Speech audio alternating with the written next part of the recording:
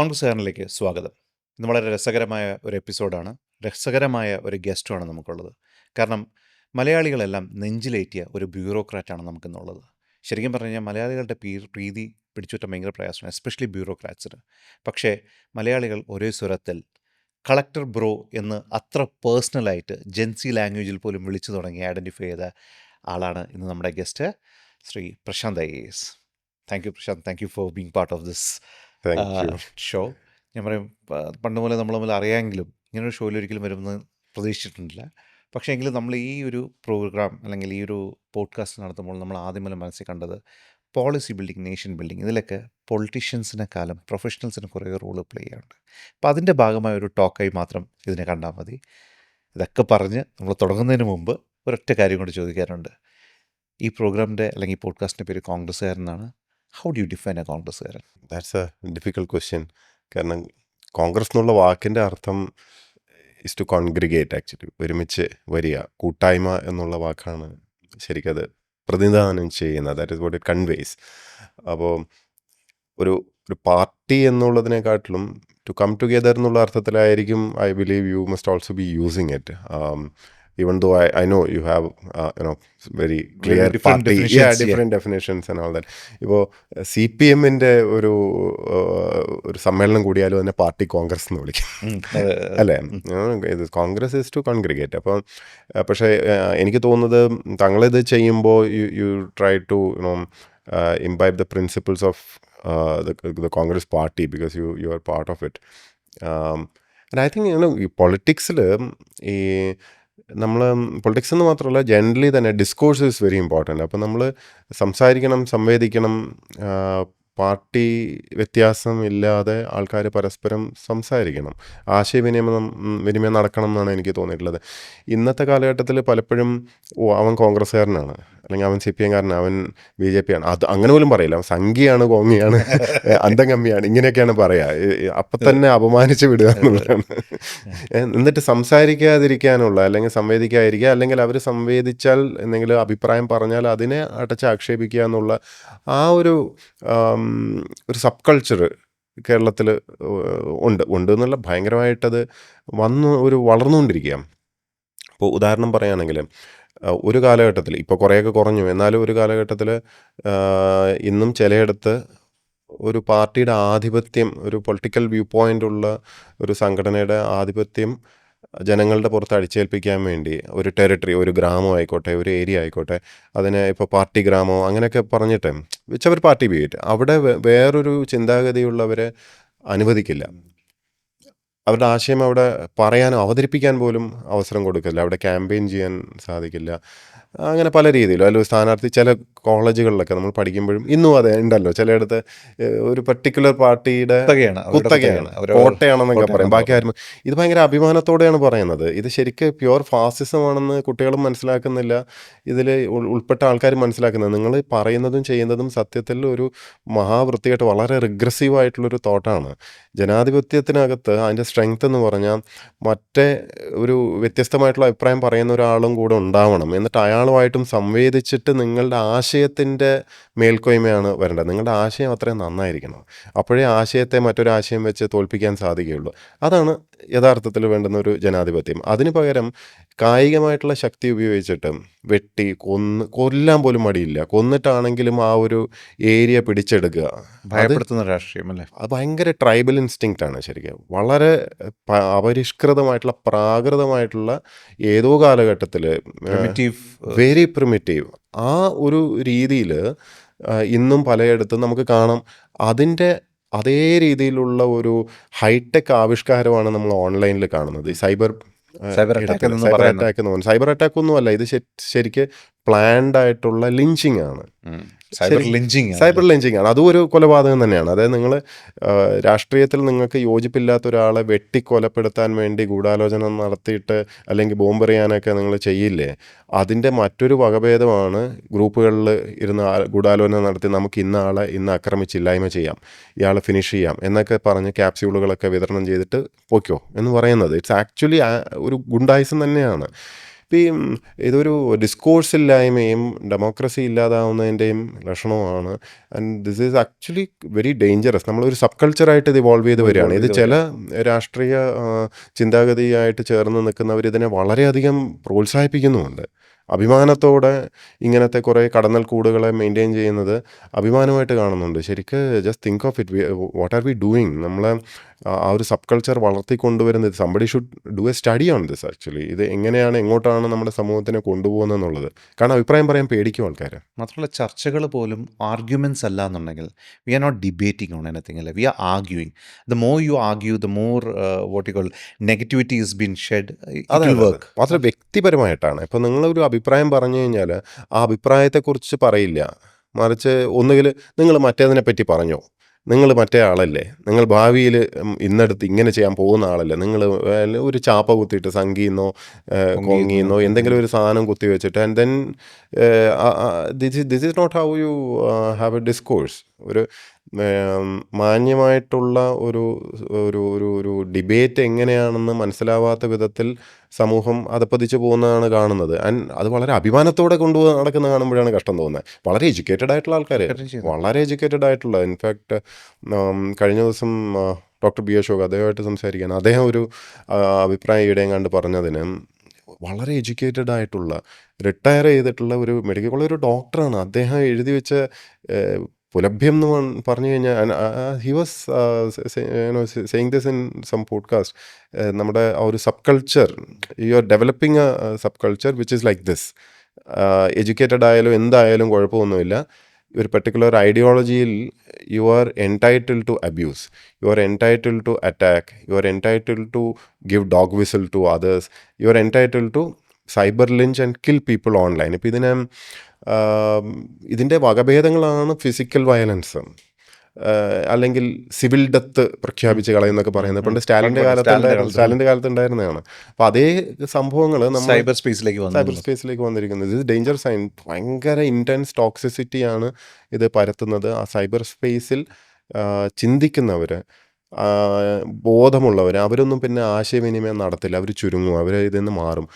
ഇങ്ങനെ ആലോചിച്ചാൽ മതി, ഒരു ഗുണ്ടാ വിളയാട്ടം നടക്കുന്ന ഒരു സ്പേസ് ഉണ്ടെങ്കിൽ, നമ്മൾ ഈ ചുറ്റുപാടും ഗുണ്ടാ വിളയാട്ടമാണെങ്കിൽ സന്ധ്യ കഴിഞ്ഞാൽ പുറത്തിറങ്ങാൻ കൊള്ളില്ല എന്ന് പറഞ്ഞിട്ട് നമ്മളൊക്കെ അകത്തിരിക്കില്ലേ? അതേ അവസ്ഥ. അപ്പോൾ എന്താ സംഭവിക്കാന്ന് വെച്ചാൽ സമൂഹത്തിന് ഒരു റൈറ്റ് ആയിട്ടുള്ള ഒപ്പീനിയൻ ഇതൊന്നും കിട്ടില്ല. ഈ ഗുണ്ടകൾ പറയുന്നത് മാത്രമേ അവിടെ മുഴങ്ങി നിൽക്കുള്ളൂ.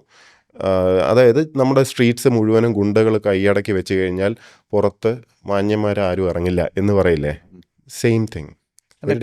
ഈ പ്രശാന്ത് ഇതൊക്കെ പറയുമ്പോൾ പ്രശാന്ത് ഇതൊക്കെ ഭയങ്കരമായിട്ട് ഫൈറ്റ് ചെയ്ത ഒരാളാണ്. അതായത് ഈ പറയുന്നത് പോലെ പ്രശാന്തിൻ്റെ ഫൈറ്റിനെ കുറിച്ച് പ്രത്യേകിച്ച് പറയാനുണ്ട കാര്യമില്ല, അത് എല്ലാവർക്കും അറിയാത്തുള്ള കാര്യമാണ്. പക്ഷേ എങ്കിലും സാധാരണ കൺവെൻഷനലായ ഒരു സിവിൽ സർവൻറ്റ്, അല്ലെങ്കിൽ നമ്മൾ സിവിൽ സർവീസ് പഠിക്കുന്നവർ എല്ലാവരുടെയും ഒരു എൻഡ് ഉണ്ട്. ഒരു ചീഫ് സെക്രട്ടറിയായിട്ട് മര്യാദയ്ക്ക് റിട്ടയർ ചെയ്യുക, ഗവൺമെൻറ് പറയുന്നത് കേൾക്കുക. ഇതിനപ്പുറത്തേക്ക് ശരിക്കും പറഞ്ഞാൽ ആത്മാർത്ഥതയോടെ ഈ സൊസൈറ്റി കാണുന്നതുകൊണ്ടാണ് ഈ ഫൈറ്റിലേക്ക് പലപ്പോഴും പ്രശ്നം വരാൻ കാരണം. അല്ല, ഞാൻ ഫൈറ്റ് ഒന്നും ചെയ്യാറൊന്നുമില്ല സത്യത്തിൽ. എന്നെ അറിയുന്നവർക്ക് അറിയാം. Fight in the sense not like fighting, but I get that point. അതായത് ഫൈറ്റ്, ബട്ട് ഇപ്പോൾ പറയുമ്പോഴും സാധാരണക്കാർ പലപ്പോഴും വിചാരിക്കാൻ ഞാൻ ഭയങ്കര ഉശരൻ ഫൈറ്ററാണെന്ന്. I don't believe in confrontation at all. Fight for the cause. I just take stands. ഇത് സ്റ്റാൻഡ് എടുക്കേണ്ട കാര്യങ്ങളിൽ എടുക്കണം എന്ന് തന്നെ വിശ്വസിക്കുക. പ്രത്യേകിച്ച് നമ്മുടെ ആത്മാഭിമാനവും നമ്മുടെ അവകാശങ്ങളും നമ്മുടെ ഡ്യൂട്ടിയും. ഇപ്പോൾ ചില കാര്യങ്ങൾ, ഇപ്പോൾ ഫയലിൽ അഭിപ്രായം എഴുതുക എന്നുള്ളത് എൻ്റെ ജോലിയാണ്. I being paid for that. ഇപ്പോൾ എനിക്ക് ശമ്പളം കിട്ടിയിട്ട് ഞാൻ എൻ്റെ അഭിപ്രായം, എനിക്ക് ബോധ്യപ്പെടുന്ന കാര്യം, എൻ്റെ ബുദ്ധി തോന്നുന്ന കാര്യങ്ങൾ, ഞാൻ പഠിച്ചതും ഒക്കെ വെച്ചിട്ട്, എൻ്റെ ലീഗൽ അണ്ടർസ്റ്റാൻഡിങ്ങും വെച്ചിട്ടുള്ളൊരു ഒപ്പീനിയൻ ആയി ടു റൈറ്റ് ഓൺ ഫയൽ. അത് എഴുതാൻ പാടില്ല എന്നിപ്പം ദേവനമ്പുരാൻ വന്നിട്ട് ആരെങ്കിലും എന്ന് പറഞ്ഞാലും it doesn't work that way. എൻ്റെ കർമ്മമാണത്, നമ്മൾ കർമ്മം ചെയ്യണ്ടേ, അതാണ് എൻ്റെ ധർമ്മം. ഇപ്പം സ്വധർമ്മം ചെയ്യണം എന്നാണ് പറയുന്നത്. അത് നമ്മളെ കൊണ്ട് പറ്റും വിധം ചെയ്യണം. വല്ലവൻ്റെ ധർമ്മം ചെയ്തിട്ട് ഒരു കാര്യമില്ല. So you are not here to please somebody. അതൊക്കെ നമ്മുടെ ജോലി കറക്റ്റായിട്ട് ചെയ്യുക. പക്ഷേ രാഷ്ട്രീയക്കാരൻ്റെ ഈ നമ്മൾ കുറച്ച് മുമ്പ് സംസാരിച്ച ഒരു പോയിൻ്റ് ഉണ്ടായിരുന്നു, അതായത് പോളിസി ഫോർമുലേറ്റ് ചെയ്യുക അല്ലെങ്കിൽ പോളിസി ഇംപ്ലിമെൻറ്റ് ചെയ്യുക എന്നൊക്കെ പറയുന്ന ബ്യൂറോക്രാറ്റിൻ്റെ ഒരു ജോലിയാണ്. ആ ജോലി ശരിക്കും പറഞ്ഞാൽ പൊളിറ്റീഷ്യൻസ് അല്ലെങ്കിൽ ലോ മേക്കേഴ്സിൻ്റെ സൈഡിൽ നിന്ന് അത് ഉണ്ടാവാറില്ല എന്നാണ് ഞാൻ വിശ്വസിക്കുന്നത്. ഉണ്ടാവാറുണ്ടോ? ഒന്നാമത്തെ ചോദ്യം. രണ്ടാമത്തെ ചോദ്യം, അങ്ങനെ ഉണ്ടായിക്കഴിഞ്ഞാൽ നമുക്കത് നിങ്ങളുടെ ഒരു സെൻസിബിലിറ്റിക്ക് അത് ഇംപ്ലിമെൻറ്റ് ചെയ്യാൻ പറ്റുന്നുണ്ടോ കേരളത്തിൽ? സ്പേസ് ഉണ്ടെന്നാണ് ഞാൻ പറയുക. കാരണം കേരളത്തിൽ പലതും തലതിരിഞ്ഞിട്ടായതുകൊണ്ട് സ്പേസ് ഉണ്ട്. ഇപ്പോൾ യഥാർത്ഥത്തിൽ ബ്യൂറോക്രസിയുടെ ജോലി എക്സിക്യൂഷനാണ്. ഹയർ സിവിൽ സർവീസിൻ്റെ ജോലി പോളിസി ഫോർമുലേഷനെ സഹായിക്കുക എന്നുള്ളതും ജൂനിയർ ലെവലിലുള്ളവരെ സംബന്ധിച്ചിടത്തോളം എക്സിക്യൂഷനുമാണ്. ഡയറക്ടർ ലെവലും താഴോട്ടുള്ളവർ അത് എക്സിക്യൂട്ട് ചെയ്യുക എന്നുള്ളത് മാത്രമേ ഉള്ളൂ. പക്ഷേ സെക്രട്ടറി ലെവലിൽ വരുമ്പോൾ നമ്മൾ പോളിസി ഫോർമുലേഷന് സഹായിക്കും. പൊളിറ്റിക്കൽ എക്സിക്യൂട്ടീവിനെ തിരഞ്ഞെടുത്ത് വരുന്ന മന്ത്രിമാരെയും മുഖ്യമന്ത്രിയൊക്കെ ക്യാബിനറ്റിനെ നമ്മൾ സഹായിക്കുകയാണ് ചെയ്യുക പോളിസി ഉണ്ടാക്കാൻ വേണ്ടി. പക്ഷേ കേരളത്തിൽ മാത്രമല്ല പല സംസ്ഥാനങ്ങളിലും അതൊക്കെ പലയിടത്തും മാറി കേട്ടോ. ഇവിടെ മാത്രമാണ് നമ്മളിപ്പോഴും അത് തുടരുന്നത്. ഈ മിനിസ്റ്റർ ലെവലിൽ പോളിസി ലെവൽ കാര്യങ്ങൾ ചിന്തിക്കുന്നതിന് പകരം, നയപരമായിട്ടുള്ള വലിയ കാര്യങ്ങൾ ചിന്തിക്കുന്നതിന് പകരം വളരെ സില്ലി ആയിട്ടുള്ള ട്രാൻസ്ഫറും പ്രൊമോഷനും കൊച്ചു കൊച്ച് ഈ അഡ്മിനിസ്ട്രേറ്റീവ് ഇതുണ്ടല്ലോ ടാസ്കുകൾ, ഡേ ടു ഡേ ടാസ്കുകളും ഇതിനകത്തുള്ള ഇന്നാളെ അങ്ങോട്ടേക്ക് ട്രാൻസ്ഫർ അടിക്കും, ഇന്നാളെ മറ്റേ ആക്കി, ഇത്തരം കാര്യങ്ങളും വളരെ ബാലിശമായിട്ടുള്ള ഉദ്ഘാടനങ്ങൾ, ഫങ്ഷൻ ബേസ്ഡ് ആയിട്ടുള്ള ഇതിലൊക്കെയാണ് താല്പര്യം സ്റ്റക്കായിരിക്കുക അതിനകത്തൊക്കെ. അപ്പോൾ അതുകൊണ്ട് പോളിസി ലെവലിലുള്ള കാര്യങ്ങളെപ്പറ്റി ഒന്നും ഡിസ്കഷൻ, അതുകൊണ്ട് പോളിസി പാരലൈസിസ് എന്ന് പറയും. പോളിസികൾ പലതും സ്റ്റക്കായിട്ട് അത് മുമ്പോട്ട് പോവാതെ പോകുന്ന ഒരു അവസ്ഥയുണ്ട്. മാറ്റങ്ങൾ കാലോചിതമായിട്ട് വരേണ്ടത് നടക്കാതെ പോകുന്നത് അതുകൊണ്ടാണ്. പോളിസി സ്റ്റക്കായത് കൊണ്ട് ഉണ്ടാകുന്ന ദോഷം എങ്ങനെയാണെന്ന് വെച്ചാൽ മാസീവ് ദോഷങ്ങളായിരിക്കും, വലിയ ഇതായിരിക്കും. അത് മനസ്സിലാവുന്നത് കുറച്ച് കഴിഞ്ഞിട്ടായിരിക്കും. അതായത് ഇമ്പാക്റ്റ് വന്നു കഴിഞ്ഞിട്ടായിരിക്കും. ഇപ്പോൾ ഉദാഹരണത്തിന് നമ്മളിപ്പോൾ ചുറ്റുപാട് നോക്കുമ്പോൾ നമ്മുടെ ഏതെങ്കിലും ഒരു സെക്ടർ ശരിയല്ല എന്ന് നമുക്ക് തോന്നുന്നുണ്ടെങ്കിൽ ഉറപ്പിച്ചോളൂ അത് പോളിസി ഇഷ്യൂ ആണ്. ഇപ്പോൾ ഉദാഹരണത്തിന് ഹയർ എഡ്യൂക്കേഷൻ എടുക്കും. ഹയർ എഡ്യൂക്കേഷനിൽ ഇപ്പോൾ നമുക്കറിയാം ഏതാണ്ട് 85,000 ഗ്രാജുവേറ്റ് സീറ്റ്സ് കാലിയാണ് കേരളത്തിൽ. 85,000 സീറ്റ്സാണ് കാലി കിടക്കുകയാണ് ഗ്രാജുവേറ്റ്. നമ്മളൊക്കെ പഠിക്കുന്ന കാലത്ത് ഇവിടെ ഒരു ഗ്രാജുവേറ്റ് സീറ്റ് കിട്ടണമെങ്കിൽ അങ്ങോട്ട് പൈസ കൊടുത്തിട്ട് മാനേജ്മെൻറ്റ് സീറ്റൊക്കെ മേടിച്ച് അഡ്മിഷൻ നേടിക്കൊണ്ടിരുന്ന ഒരു കാലം ഉണ്ടായിരുന്നു. ഇന്ന് കേരളത്തിൽ ആർക്കും പഠിക്കാൻ താല്പര്യമില്ല. 85,000 സീറ്റ്സ് കാലി കിടക്കുമ്പോഴാണ് ഇവർ അങ്ങോട്ട് പൈസ കൊടുത്തിട്ട്, ഒരുപക്ഷെ അത്ര നല്ല കോളേജ് അല്ലെങ്കിൽ പോലും ഇവർ വിദേശത്ത് പഠിക്കാനൊക്കെ പോകുന്നത്. അതെന്തുകൊണ്ടെന്ന് വെച്ചാൽ അവിടെയാണ് പ്രോസ്പെക്ട്സ് ഉള്ളത്. പഠിച്ചു കഴിഞ്ഞാലും ജോലി സാധ്യത അവിടെയാണ്. അവിടെയാണെങ്കിൽ എങ്ങനെയെങ്കിലും റെസിഡൻസി മേടിക്കുക, അങ്ങനെ ഇങ്ങനെ. കാരണം ഇവിടെ പഠിച്ചു കഴിഞ്ഞാലും തൊഴിൽ സാധ്യത കുറവാണ്. തൊഴിൽ ആയിട്ട് ബന്ധപ്പെടുത്തിക്കൊണ്ടുള്ള പഠനം ഇല്ല. അപ്പോൾ ബേസിക്കലി നിങ്ങൾ പഠിച്ചു കഴിഞ്ഞാലും നിങ്ങളിവിടെ ചുമ്മാ ഇരിക്കുകയുള്ളൂ. അപ്പോൾ പോളിസി തലത്തിൽ ബെറ്റർ യൂണിവേഴ്സിറ്റീസ്, ബെറ്റർ കോഴ്സസ് ഇതൊക്കെ വരണ്ടേ. ഇപ്പോൾ ഞാനൊരു ഇത് വായിക്കായിരുന്നു, എത്രാമത്തെയോ ലൈക്ക് ഇയർ ആയപ്പോൾ ഗവൺമെൻറ്റിൻ്റെ അച്ചീവ്മെൻറ്റ്സോ അങ്ങനെ എന്തോ ഒരു ഡോക്യുമെൻറ്റ്സ് വായിക്കായിരുന്നു. അപ്പോൾ അതിനകത്ത് അഭിമാനത്തോടെ എഴുതിയിരുന്നു പുതിയ ഒരു സ്വാശ്രയ കോഴ്സും അനുവദിച്ചില്ല എന്ന്, വളരെ അഭിമാനത്തോടെ. അതായത് ഒരു കോഴ്സും അനുവദിച്ചില്ല. ഗവൺമെൻറ്റിനകത്ത് വേറെ ഒന്നുമില്ല. ഇതെന്ന് പറഞ്ഞു കഴിഞ്ഞാൽ പോളിസി പാരാലിസിസിനുള്ള സാധ്യത നമ്മളിത് എടുത്ത് പരിശോധിച്ച് കഴിയുമ്പോൾ നമുക്ക് മനസ്സിലാവുന്നതെന്ന് വെച്ചാൽ ടീച്ചേഴ്സ് യൂണിയൻസും ഇവരൊക്കെ അവരുടെ ഒരു സ്വാധീനം കൊണ്ടായിരിക്കാം. They don't want much of A change. കാരണം അവരുടെ പുറത്ത് കൂടുതൽ ഉത്തരവാദിത്തങ്ങളും കൂടുതൽ ഇതുമൊക്കെ വന്നു കഴിഞ്ഞാൽ പണിയെടുക്കേണ്ടി വരും. പുതിയ കോഴ്സുകൾ വരികയാണെങ്കിലും they will have to reinvent themselves. പണിയുണ്ടത്. അപ്പോൾ ഇങ്ങനെ മിണ്ടാണ്ട് പോകുന്നതാണ് അവരെ സംബന്ധിച്ചിടത്തോളം നല്ലത്. പക്ഷേ കുട്ടികൾക്ക് നല്ലതല്ല. ഇപ്പോൾ അഗ്രികൾച്ചർ എടുത്ത് നോക്കും. അഗ്രികൾച്ചറിൽ നമ്മളുടെ ഇപ്പോൾ ഏതാണ്ട് 40 ലക്ഷം മെട്രിക് ടൺ നമുക്ക് ഫ്രൂട്ട്സ് വേണം എല്ലാ വർഷവും കൺസംഷന് വേണ്ടി. അതിനകത്ത് 15 പോലും നമ്മളിവിടെ ഉൽപ്പാദിപ്പിക്കുന്നില്ല. വെജിറ്റബിൾസ് ആണെങ്കിൽ ഏതാണ്ട് 30 ലക്ഷം മെട്രിക് ടൺ, അതും ഒരു 10 പോലും ഇല്ല. ഇതിൽ രണ്ടിനകത്തും നമ്മൾ കണക്കുകൾ എടുത്ത് നോക്കുമ്പോൾ, നമ്മുടെ പ്രൊഡക്ഷൻ എടുത്ത് നോക്കുമ്പോൾ അതിനകത്ത് രണ്ടിടത്തും ബനാന കാണാം. ഇപ്പോൾ ബനാനയാണുള്ളത്. അപ്പോൾ ബനാന റിപ്പബ്ലിക് അല്ലേ എന്ന് പറയുന്ന പോലെ വെച്ചാൽ ഇവിടെയും ബനാന അവിടെയും. അപ്പോൾ ഇത് പച്ചയായിരിക്കുമ്പോൾ കായായിരിക്കും, ഇപ്പുറത്ത് പഴുത്ത് കഴിഞ്ഞാൽ ഇപ്പുറത്ത് ഇടുന്നു. Point is we are not self sufficient. Whereas Kerala ശരിക്കും ഒരു ട്രോപ്പിക്കൽ ഈ നല്ല അടിപൊളി കാലാവസ്ഥ. ഇവിടെ ഫ്രൂട്ട്സിനും വെജിറ്റബിൾസിനും ഇതുപോലൊരു സ്ഥലം വേറെ കിട്ടില്ല. അപ്പോൾ വൈ ഇറ്റ്സ് നോട്ട് ഹാപ്പനിങ് എന്ന് നമ്മൾ നോക്കുമ്പോൾ again it's because of A policy issue. അതിന് പ്രോത്സാഹനം കിട്ടുന്നില്ല. എന്തുകൊണ്ട് കിട്ടുന്നില്ല? ഭൂമി ഉള്ളവന് കൃഷി ചെയ്യാൻ പറ്റത്തില്ല, കൃഷി ചെയ്യണം താല്പര്യമുള്ളവന് ഭൂമി ഇല്ല, അവന് ഭൂമി കൊടുക്കാനും പറ്റില്ല. കാരണം നമ്മൾ ആസ് എ പോളിസി നമ്മൾ പാട്ടം പാടില്ല എന്ന് പറഞ്ഞിരിക്കുകയാണ്. പാട്ടം എന്തുകൊണ്ട് പാടില്ല? ഹിസ്റ്റോറിക്കലി കഴിഞ്ഞ നൂറ്റാണ്ടിൽ നമ്മൾ ജന്മിത്തം നിരോധിച്ചപ്പോൾ ചെയ്തതാണ്. ഇന്ന് ജന്മിയൊന്നുമില്ല ഇവിടെ. പക്ഷെ നമ്മളിപ്പോഴും ആ പോളിസിയിൽ പാരാലിസിസ് വന്നത് കാരണം you are not moving a head. ഇപ്പോൾ മിച്ചഭൂമി ഉണ്ട്. നമ്മൾ ലാൻഡ് റിഫോംസിൻ്റെ ഭാഗമായിട്ട് തന്നെ വന്നതാണ്. മിച്ചഭൂമി ഉണ്ടെങ്കിൽ സർക്കാർ പിടിച്ചെടുക്കും. മിച്ചഭൂമി എന്ന് പറഞ്ഞാൽ എന്താ? 10 സ്റ്റാൻഡേർഡ് ഏക്കറിൽ കൂടുതൽ ഉണ്ടെങ്കിൽ. അപ്പോൾ 10 സ്റ്റാൻഡേർഡ് ഏക്കറിൽ മുകളിലോട്ട് ലാൻഡ് ഉണ്ടെങ്കിൽ അത് എസ്റ്റേറ്റ് ആണെങ്കിൽ നിങ്ങൾക്ക്, അതായത് പ്ലാന്റേഷൻ ആണെങ്കിൽ നിങ്ങൾക്ക് കൈവശം വെക്കാം. അപ്പോൾ പ്ലാന്റേഷൻ്റെ ഡെഫിനേഷൻ അതിനകത്ത് പറയുന്നുണ്ട്. അപ്പോൾ അതിൽ 6 ക്രോപ്സേ അനുവദിച്ചിട്ടുള്ളൂ. അതിലെന്താണ്? ചായ, കാപ്പി, റബ്ബർ, കൊക്കോ, അങ്ങനെ മൊത്തം ഒരു 6 ഉണ്ട്. കൊക്കോ 85-ലാണ് ഇൻക്ലൂഡ് ചെയ്യുന്നത്. തിങ്ക് ഓഫ് ഇറ്റ്, 85-ൽ കൊക്കോ ഇൻക്ലൂഡ് ചെയ്തതിന് ശേഷം പിന്നെ ഒരു ക്രോപ്പ് പോലും നമ്മളതിൽ ആഡ് ചെയ്തിട്ടില്ല. ഇന്ന് ഈ പറഞ്ഞ 6 ക്രോപ്പും വയബിൾ അല്ല. റബ്ബർ ഇന്ന് നമ്മളൊരു 10 ഏക്കർ റബ്ബർ കൃഷി ചെയ്താൽ എന്ത് കിട്ടും അതിനകത്ത് നിന്ന്? എത്ര കഷ്ടപ്പാട് വിട്ടാലും നിങ്ങൾക്ക് അതിനകത്ത് നിന്ന് 2 ലക്ഷത്തിൽ താഴെ വരുമാനം ഉണ്ടാവുള്ളൂ.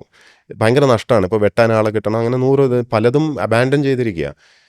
ഇതേ 10 ഏക്കറിൽ നിങ്ങൾ പ്ലാവ് നട്ടു എന്ന് വിചാരിച്ചോ. പ്ലാവ് നട്ടാൽ വലിയ പണിയൊന്നുമില്ല. പക്ഷേ 10 ഏക്കർ പ്ലാവ് നട്ടാൽ ഒരു 20-25 ലക്ഷമാണ് ഇപ്പോൾ ഇൻകം. കാരണം ചക്കയ്ക്ക് ഇപ്പോൾ അത്രയും ഡിമാൻഡുണ്ട് ഇൻ്റർനാഷണൽ മാർക്കറ്റിൽ.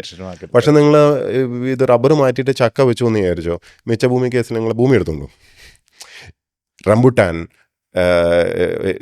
അവക്കാഡോ, ലോട്ട്സ് ട്രോപ്പിക്കൽ ഈ എക്സോട്ടിക് ഫ്രൂട്ട്സ്, ഇതൊക്കെ ചെയ്യാൻ പറ്റും. ഇതൊന്നും ചെയ്യാൻ പറ്റാത്തത് കാരണം കർഷകൻ്റെ വരുമാനം കുറയാണ്. നമ്മൾ കർഷകന് ഫ്രീഡം കൊടുക്കാതിരിക്കുന്നത് എന്തുകൊണ്ടാണെന്ന് വെച്ചാൽ നമ്മുടെ ലാൻഡ് ലോസ് അത്യാവശ്യം പോളിസി ലെവലിൽ സ്റ്റക്കായിട്ട് ഒരു പീരീഡിൽ, ഒരു കാലഘട്ടത്തിൽ സ്റ്റക്കായി നിൽക്കുകയാണ്.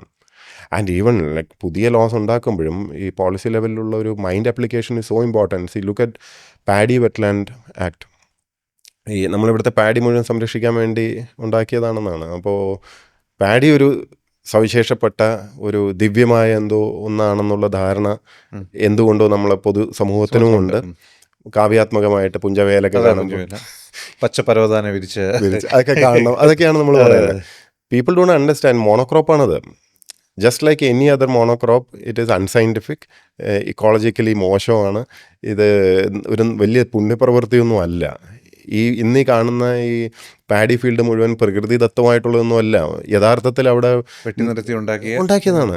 ഇത് മനുഷ്യനിർമ്മിതമാണ്, അല്ലാതെ ഇത് ഒരു പ്രകൃതിയുടെ വരദാനമൊന്നും അല്ല ഈ പാഡി ലാൻഡുകൾ. പാഡിയുടെ ഇമ്പോർട്ടൻസ് വരുന്നത് ഫുഡ് സെക്യൂരിറ്റി എന്നുള്ള ആംഗിളിലാണ്. ഫുഡ് സെക്യൂരിറ്റി നമ്മൾ ശരിക്കും മനസ്സിലാക്കണം. നമ്മൾ ഈ ഭാരതം എന്ന് പറയുന്ന ഒരു രാജ്യത്തിൻ്റെ ഭാഗമാണ്. ഫുഡ് സെക്യൂരിറ്റി ഇപ്പോൾ എങ്ങനെയാണ് നമുക്ക് കിട്ടുന്നതെന്ന് അറിയാം. 2013 ഇത് ആക്ടുണ്ട്, ഫുഡ് സെക്യൂരിറ്റി ആക്ട് ഉണ്ടെന്ന്. ഈ ആക്ട് പ്രകാരം എല്ലാ സ്റ്റേറ്റിനും കൃത്യം കണക്കിന് റേഷൻ അരി കിട്ടിയിരിക്കും. FCI ഗോഡൗണുകളിൽ അരി എക്സസ് ആയത് കാരണമാണ് ഇപ്പോൾ അത് എത്തനോളാക്കാനുള്ള ചർച്ചകളും മറ്റേതൊക്കെ നടക്കുന്നത്. കാരണം അത്രയ്ക്കാണ് അത് വേസ്റ്റായി പോകുന്ന ലെവലിലേക്കുണ്ട്. അപ്പോൾ ഫുഡ് സെക്യൂരിറ്റി നമ്മൾ ഇന്ത്യയുടെ ഭാഗമായി ഇരിക്കുന്ന കാലം എത്രയുണ്ടോ അത്രയും കാലം നമുക്ക് അരി കിട്ടിയിരിക്കും, നമുക്ക് നമ്മുടെ റേഷൻ കിട്ടിയിരിക്കും, സഫിഷ്യൻറ്റ് സപ്ലൈ കിട്ടിയിരിക്കും. So you don't have to be worried about that. ഈ പഴയ ഒരു കാഴ്ചപ്പാടാണ് നമ്മുടെ ഒരു ഗ്രാമം, സുന്ദരമായ ഗ്രാമം. ആ ഗ്രാമത്തിൽ തന്നെ നമ്മൾ അരി ഉണ്ടാക്കും, ആ ഗ്രാമത്തിൽ തന്നെ നമ്മൾ കഴിക്കും, പച്ചക്കറി ഉണ്ടാക്കും, എല്ലാം അവിടെ വേണ്ടുന്ന തുണി ഉണ്ടാക്കും, എല്ലാ ഗ്രാമത്തിൽ തന്നെ ഉണ്ടാക്കുന്ന ഗ്രാമസ്വരാജ്യം എന്നുള്ള ഒരു കോൺസെപ്റ്റ് ഉണ്ടല്ലോ. അത് മഹാത്മാഗാന്ധി അത് പറയുമ്പോൾ പോലും നമ്മൾ കോൺസ്റ്റിറ്റ്യൂഷനിൽ അതൊക്കെ എഴുതുന്ന സമയത്തും ഇതൊക്കെ ഡിബേറ്റ് നടന്നതാണ്. അത് 100% പ്രാക്ടിക്കലി പോസിബിൾ അല്ല എന്നുള്ളതും ഇൻ്റർനാഷണൽ ട്രേഡും മറ്റുമൊക്കെ നടക്കുന്ന ഈ റിലേറ്റീവ് അഡ്വാൻറ്റേജ് ഓഫ് പ്രൊഡക്ഷൻ എന്ന് പറഞ്ഞ സാധനം നിഷേധിക്കാൻ പറ്റില്ല. It's A science. അപ്പോൾ ചില വസ്തുക്കൾ, ചില വിളവുകൾ, ചില കാര്യങ്ങൾ ചിലയിടത്തായിരിക്കും കൂടുതൽ ഉൽപ്പാദിപ്പിക്കാൻ ലാഭകരമായിട്ട് വരുന്നത്. അപ്പോൾ അത് അവിടെ നിന്ന് വരുത്തുകയും നമുക്കിവിടെ റിലേറ്റീവ്ലി ബെറ്റർ ഓഫ് ആയിട്ട് ഉൽപ്പാദിപ്പിക്കാൻ പറ്റുന്നത് എന്താണോ അതിൽ നമ്മൾ ഫോക്കസ് ചെയ്യുന്നതാണ് ബുദ്ധി. എന്ന് മാത്രമല്ല, ഒരു കർഷകനെ സംബന്ധിച്ചിടത്തോളം വരുമാനം വർദ്ധിക്കുന്ന എപ്പോഴാണ്? ഹൈ വാല്യൂ ക്രോപ്സും കൂടുതൽ വരുമാനം കിട്ടുന്ന ഇതൊക്കെയാണ്. ഈ മാസ് കൺസംഷനിലുള്ള അരി, ഗോതമ്പ്, അതുപോലെ ഷുഗർ, ഇതിൻ്റെയൊക്കെ ഒരു പ്രത്യേകത എന്ന് പറഞ്ഞാൽ അതിൻ്റെ വില ഒരു പരിധിക്കപ്പുറം ഉയരാൻ പാടില്ല. കാരണം മാസ് കൺസംഷനുള്ളതാണ്. അപ്പോൾ അത് ഒരിക്കലും സിസ്റ്റവും ഉയരാൻ അനുവദിക്കില്ല. അതേസമയം ബെറീസ്, അവക്കാഡോ, ഇതിൻ്റെ ഒന്നും വില എത്ര കൂടിയാലും ആരും ഒന്നും വന്ന് പറയാൻ പോകുന്നില്ല. എക്സോട്ടിക് ഫ്രൂട്ട്സ് എന്ന് പറഞ്ഞിട്ടുള്ള രീതിയിൽ അങ്ങ് പോവും. അപ്പോൾ എക്സോട്ടിക് ഫ്രൂട്ട്സും ഹൈ വാല്യൂ ക്രോപ്സിൻ്റെയും പ്രത്യേകത എന്ന് പറഞ്ഞാൽ കർഷകൻ അതിലോട്ട് തിരിഞ്ഞു കഴിഞ്ഞാൽ അവന് നല്ല പൈസ ഉണ്ടാക്കാൻ പറ്റും. പക്ഷേ അതിനുള്ള ഓപ്ഷൻ ലീഗലി നമുക്കില്ല. അപ്പോൾ നമ്മൾ ആൻഡ് വൺ മോർ പോയിന്റ്, കേരളത്തിൻ്റെ പ്രത്യേകത, കേരളത്തിൻ്റെ കോണ്ടെക്സ്റ്റിൽ ചിന്തിക്കുമ്പോഴേ കേരളത്തിൽ ഈ ഇവിടുത്തെ ആഗ്രോ ക്ലൈമാറ്റിക് സോണിൻ്റെ പ്രത്യേകത വെച്ചിട്ട് എന്താണെന്ന് വെച്ചാൽ നമുക്കിവിടെ ത്രൂ ഔട്ട് ദ ഇയർ ഈ പറഞ്ഞ എക്സോട്ടിക് ഫ്രൂട്ട്സും ബെറീസും ഇതൊക്കെ കൃഷി ചെയ്യാൻ പറ്റുന്ന ഐഡിയൽ ലൊക്കേഷനാണ്. അപ്പോൾ what are we missing out എന്നൊന്ന് ആലോചിക്കും. നമ്മൾ ഈ ചായയും കാപ്പിയും ഇതുമൊക്കെ നിർബന്ധിച്ച് കൃഷി ചെയ്യിപ്പിച്ച് ഇങ്ങനെ കാസർഗോഡ് തൊട്ട് തിരുവനന്തപുരം വരെ, പകരം just flip the image and imagine Kasaragod തൊട്ട് തിരുവനന്തപുരം വരെ ഓർച്ചാഡ്സിൻ്റെ ഒരു മേളം. അതുമായിട്ട് ചേർന്നിട്ടുള്ള ഫാം ഹൗസുകൾ, അതുമായിട്ട് ചേർന്നിട്ടുള്ള farm tourism. Just think of the options, ഈ ബെറി പ്ലക്കിംഗ്, മറ്റേത് മറിച്ച് ഇതെല്ലാം we would be in a different world. Actually we are suppose to be like that naturally.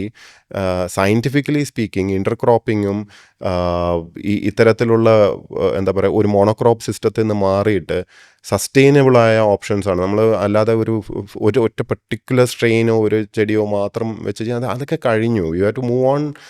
ഈ കാലഹരണപ്പെട്ട ഇതിൽ നിന്ന് മാറണം. ഇപ്പോൾ പാഡി വെറ്റ്ലാൻഡ് എന്നാണ് നമ്മൾ അങ്ങോട്ട് പോയത്. പാഡി വെറ്റ്ലാൻഡിൻ്റെ I just conclude on one more point. Paddy wetland ആക്ടിനെ പറ്റി പറയുമ്പോൾ എല്ലാവരും പാഡിയെ സംരക്ഷിക്കുന്നതിനോടൊപ്പം തന്നെ വാട്ടർ ടേബിൾ കൺസേർവ് ചെയ്യുന്നു എന്നൊരു ധാരണയും പലർക്കും ഉണ്ട്.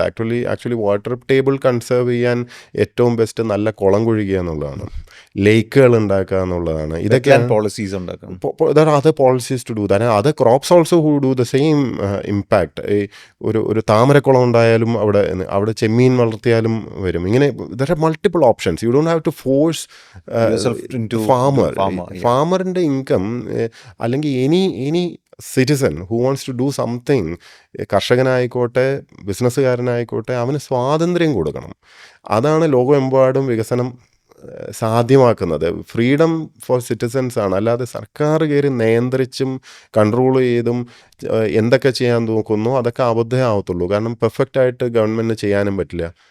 വെറ്റ്ലാൻഡ് നോക്കിയാൽ അറിയാമല്ലോ, നമ്മൾ ഈ സിറ്റിയിൽ കൊച്ചിയിലൊക്കെ നല്ല കണ്ണായ ലൊക്കേഷൻ ആയിരിക്കും. അവിടെ ഇവിടെയൊക്കെ ചുറ്റും ഫ്ലാറ്റ് ആയിരിക്കും. ടെക്നിക്കലി എല്ലാം വെറ്റ്ലാൻഡ്. അതിൻ്റെ നടുക്ക് ഏതെങ്കിലും ഒരു പ്ലോട്ട് ഉണ്ടാവും ഒഴിഞ്ഞിങ്ങനെ വെള്ളം കെട്ടി നിൽക്കുന്നത്.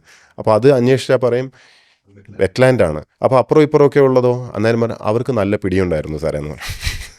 This is not how things work. So do you believe that we have a policy deficiency here? Like പോളിസിയുടെ ഒരു ഡെഫിഷ്യൻസി ഉണ്ടല്ലോ, അല്ലെങ്കിൽ അതിൻ്റെ ഒരു പ്രോപ്പറായിട്ടുള്ള ഇംപ്ലിമെൻറ്റേഷൻ എന്ന് ഞാൻ പറയത്തില്ല, പക്ഷേ പോളിസിയുടെ ആ നേച്ചർ തന്നെ തെറ്റായിരുന്നു എന്നുള്ളൊരു പലതും എനിക്ക് തോന്നിട്ടുള്ള എടുത്തുചാട്ടവും സ്റ്റഡി ചെയ്യാതെയും സയൻറ്റിഫിക് ആയിട്ടുള്ള അപ്രോച്ച് എടുക്കാതെയും പിന്നെ ഈ കാവ്യാത്മകമായിട്ടുള്ള വലിയ റൊമാൻറ്റിസൈസേഷൻ അമിതമായി വന്നതിൻ്റെയൊക്കെ ഭാഗമായിട്ടുള്ള പല ഇനാക്ട്മെൻറ്റ്സും ഉണ്ടെന്ന് എനിക്ക് തോന്നിയിട്ടുണ്ട്. അത് കാരണം ഉണ്ടാകുന്ന അതിൻ്റെ ദോഷഫലങ്ങൾ എന്താണെന്ന് ശരിക്ക് മനസ്സിലാവുന്നില്ല. ഇപ്പോൾ again I will come back to paddy wetland act. അതിനകത്ത് ഞാൻ സബ് കളക്ടർ ആയിരിക്കുമ്പോൾ ആ സമയത്ത് ഇത് പാസ്സാക്കുന്നത്. അപ്പോൾ ഐ വാസ് റിയലി വറീഡ്. കാരണം ഞാൻ ഒന്ന് ലോ ഗ്രാജുവേറ്റും കൂടാണ്. അപ്പോൾ ഞാനത് അന്ന് ഫ്രഷായിട്ട് ജോയിൻ ചെയ്തില്ല. അപ്പോൾ ശുഷ്കാന്തി അധികമാണ്. അപ്പോൾ ഇതിരുന്ന് ഇങ്ങനെ വായിക്കുക നോക്കുമ്പം ഒരു സെക്ഷനിൽ പറഞ്ഞതിനെ കോൺട്രഡിക്റ്റ് ചെയ്യുന്ന വേറെ ഭാഗത്ത് അല്ലെങ്കിൽ റൂൾസിനകത്ത് പറയാത്ത ഇങ്ങനെയൊക്കെ ഞാൻ ഇതെന്താ ഇങ്ങനെ വരാൻ പാടില്ലല്ലോ. There is no logic. ഉദാഹരണത്തിന് ഇപ്പോൾ നിങ്ങൾ നെൽവയൽ കൃഷി ചെയ്ത് കഴിഞ്ഞാൽ ഈ കളം വേണം. കളത്തിലിട്ടിട്ട് വേണം ഇത് മെതിച്ച് ഇതൊക്കെ എടുക്കാനൊക്കെ. അപ്പോൾ നിങ്ങൾക്ക് കളം ഉണ്ടാക്കണം എന്ന് വെച്ചാൽ ആക്ടിൽ കളം സമ്മതിക്കില്ല, കാരണം നികത്തണ്ടേ. ഇനി പോട്ടെ, നമ്മൾ ഈ നെൽവയൽ കൃഷി ചെയ്യണം, അവിടെ വെള്ളം അടിക്കണമെങ്കിൽ പമ്പ് വേണം. പമ്പ് വെക്കണമെങ്കിൽ കറണ്ട് കണക്ഷൻ വേണം. കറണ്ട് കണക്ഷൻ വേണമെങ്കിൽ ബിൽഡിംഗ് നമ്പർ വേണമെങ്കിൽ പമ്പ് സെറ്റിന് അവിടെ ഒരു ബിൽഡിംഗ് ഉണ്ടാക്കണ്ടേ. ആ ബിൽഡിംഗ് നിങ്ങൾക്ക് പണിയാൻ പറ്റില്ല. വേണമെങ്കിൽ വീട് വയ്ക്കാൻ പറയും. വേറെ വീടില്ലാന്ന് തെളിയിക്കുകയാണെങ്കിൽ വേണമെങ്കിൽ വീട് വെച്ചോ, പക്ഷേ പമ്പ് സെറ്റിൻ്റെ ഇത് വെക്കാൻ പറ്റില്ല. അപ്പോൾ അതല്ല അലൈഡായിട്ടുള്ള ആഗ്രിയായിട്ട് അലൈഡായ കാര്യങ്ങൾക്ക് പോലും സ്പേസ് ഇല്ല അതിനകത്ത്. അപ്പം ഞാനിന്ന് കമ്മിങ് ടു അനദർ പോയിന്റ്, ഇതെല്ലാം നമ്മൾ പറഞ്ഞു വരുമ്പോൾ നമ്മൾ മനസ്സിലാക്കുന്ന ഒരു point, is there a lack of professionalism of people who have studied this? It is just a populist politics, അവരുടെ ഒരു ഐഡിയോളജി പുഷ് ചെയ്യുക എന്നുള്ളൊരു ലെവലിലേക്കാണോ? So coming back to the main core element of our discussion, do you think that professionals are needed in politics right now? Absolutely. Actually, all this proves that you need more professionals in politics. കാരണം ഇത് കാണിക്കുന്ന എന്താണ്, ഒരു act ഉണ്ടാക്കുമ്പം എല്ലാ രീതിയിലുള്ള ആംഗിളിലും ഒരു ചിന്ത അല്ലെങ്കിൽ ഒരു application of mind from the bureaucracy level two the legislators level അവിടെ ഒന്നും അത് നടന്നിട്ടില്ല എന്നാണ് കാണുന്നത്. എന്തുകൊണ്ടെന്ന് ആലോചിക്കണം. നമ്മുടെ നാട്ടിൽ നേരത്തെ പറഞ്ഞ പോലെ പോളിസി തലത്തിൽ വർക്ക് ചെയ്യേണ്ടവരാണ്, ശരിക്കും പോളിസി തലത്തിലുള്ള തീരുമാനം എടുക്കേണ്ടവരാണ് തിരഞ്ഞെടുത്ത് വരുന്ന മന്ത്രിമാരും മുഖ്യമന്ത്രി, ആ ക്യാബിനറ്റ് എന്ന് പറയുന്നത്. പക്ഷേ അവർ കൂടുതലും ഈ കൊച്ചു ട്രാൻസ്ഫറും പ്രൊമോഷനും ഇതിനു വേണ്ടി ശ്രദ്ധ മുഴുവനും അതിലേക്ക് കളയുകയും പിന്നെ ഉദ്ഘാടനം അതിനു വേണ്ടിയൊക്കെ പോവുകയും ചെയ്യുമ്പോൾ ബ്യൂറോക്രസിയാണ് പിന്നെ ബാക്കി വരുന്നത്. ബ്യൂറോക്രസി നമ്മൾ മനസ്സിലാക്കേണ്ടതെന്ന് വെച്ചാൽ അവർക്ക് ഒന്നും നേരിട്ട് പരിചയമുള്ളവരല്ല. ബ്യൂറോക്രസി എന്ന് പറഞ്ഞാൽ ആ ഒരു സെക്രട്ടേറിയറ്റിന് അകത്തിരിക്കുന്ന ഒരു സിസ്റ്റമാണ്. അതിൽ പകുതി മുക്കാൽ പേരും ജീവിതം കണ്ടിട്ടില്ല.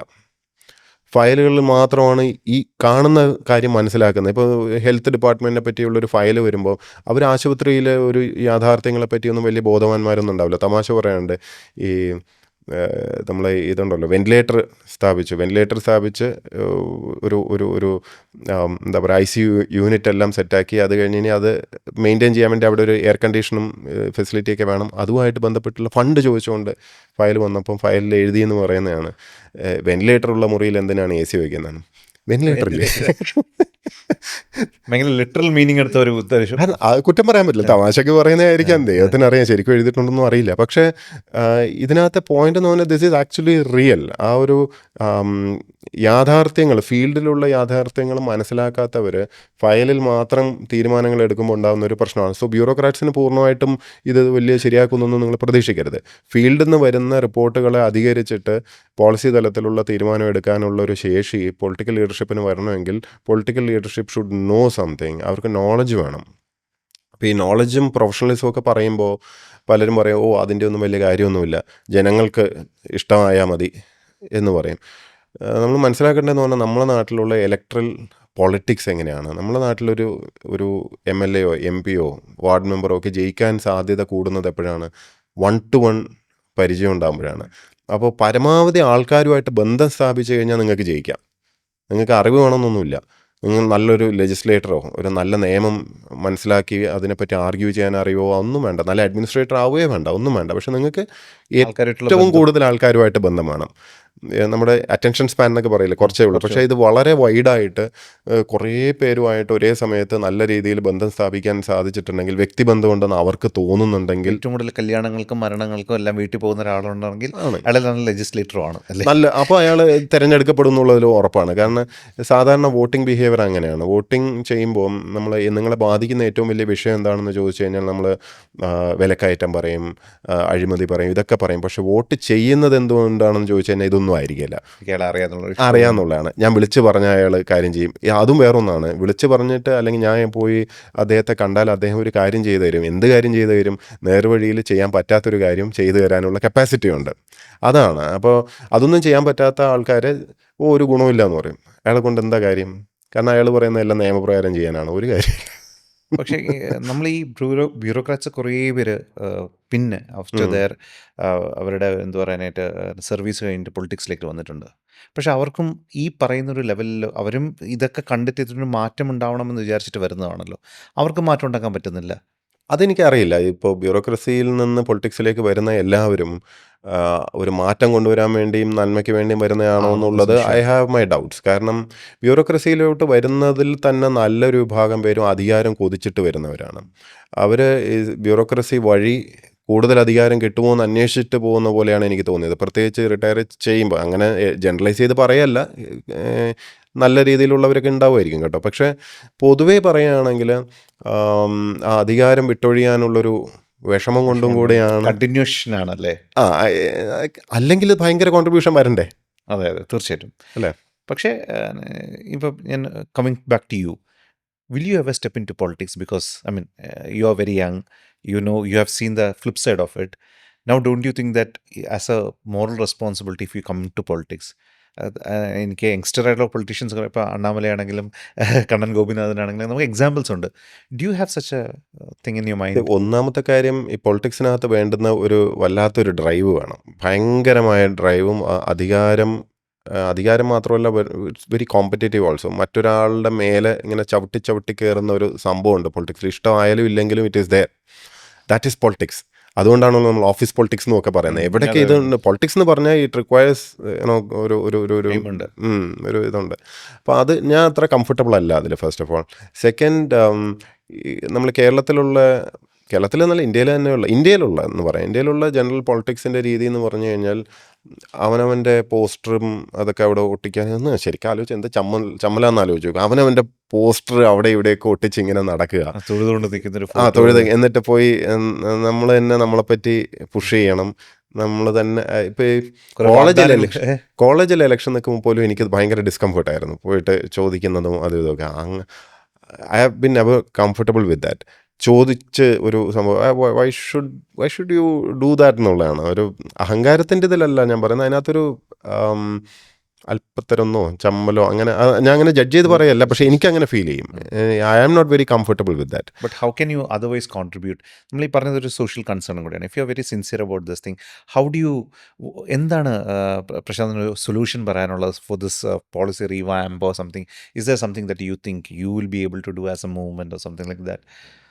അവയർനെസ് കൊണ്ടുവരുന്നത്, that is one area which I like to really work on. അത് എല്ലാ രാഷ്ട്രീയ പാർട്ടികളുടെ അകത്തും ചിന്തിക്കുന്നവരും നല്ല ആൾക്കാരും ഉണ്ട്. ഇപ്പോൾ എനിക്ക് സുഹൃത്തുക്കളുണ്ട്, കോൺഗ്രസിനകത്ത് നല്ല സുഹൃത്തുക്കളുണ്ട്, CPM-നകത്തുണ്ട്, CPI-യിലുണ്ട്, BJP-യിലുണ്ട്, ലീഗിലുണ്ട്, എല്ലാത്തിനകത്തും എനിക്ക് ഇഷ്ടംപോലെ നല്ല സുഹൃത്തുക്കളുണ്ട്. നല്ല ആൾക്കാരാണ് ഇവരൊക്കെ.